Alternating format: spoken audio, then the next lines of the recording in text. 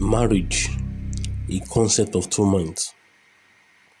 The mind is the habit of life, and marriage is a product of two different like minds.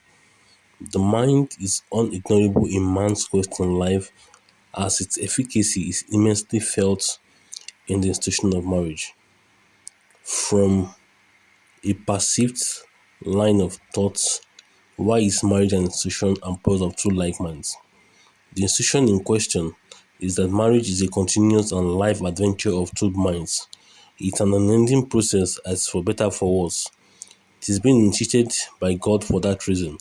The reason is why marriage.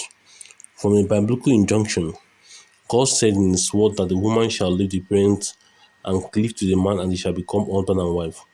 The empirical sense of argument and line of thought here is that marriage has been initiated by God is to bring into play a concept of oneness.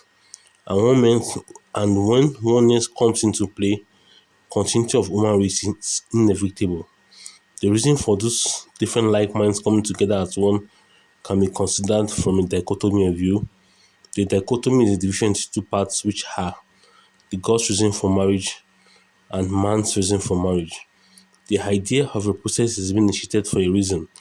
There are reasons behind every process, and marriage, as it were, is a process of union between two different and like minds. Coming to our context of discussion, the reason for the process of marriage are considered in a dichotomy of view as been mentioned below.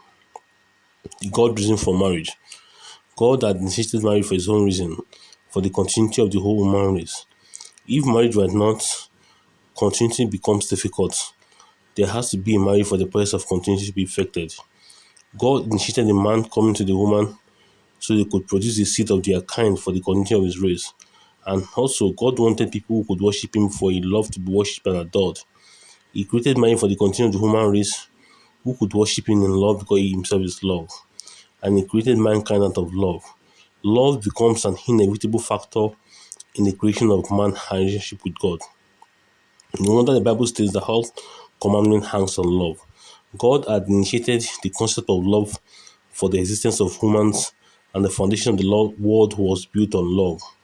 The universe coexists in the mystery of love.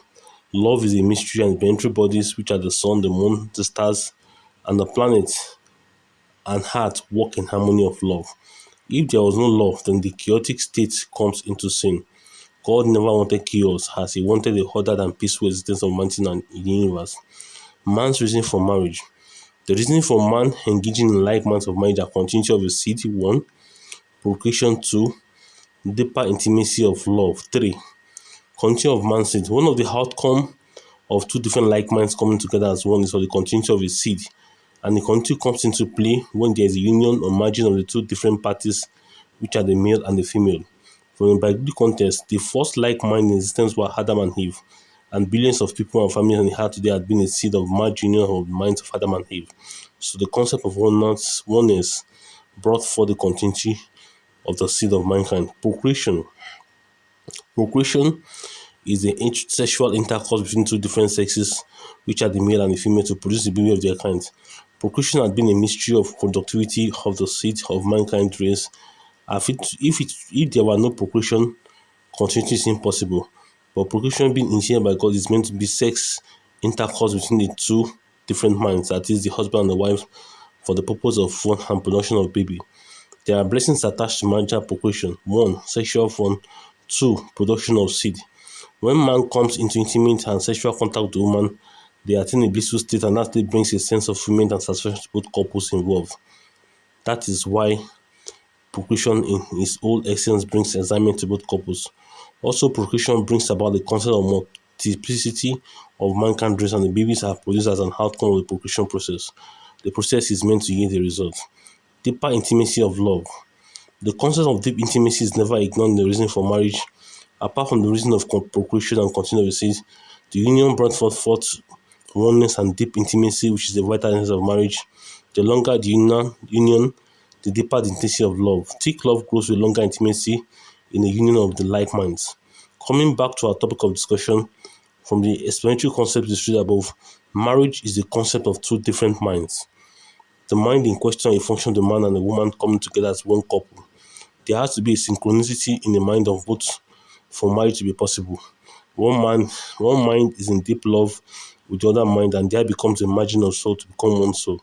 Marriage starts from the mind, and the concept of union is a product of two loved minds.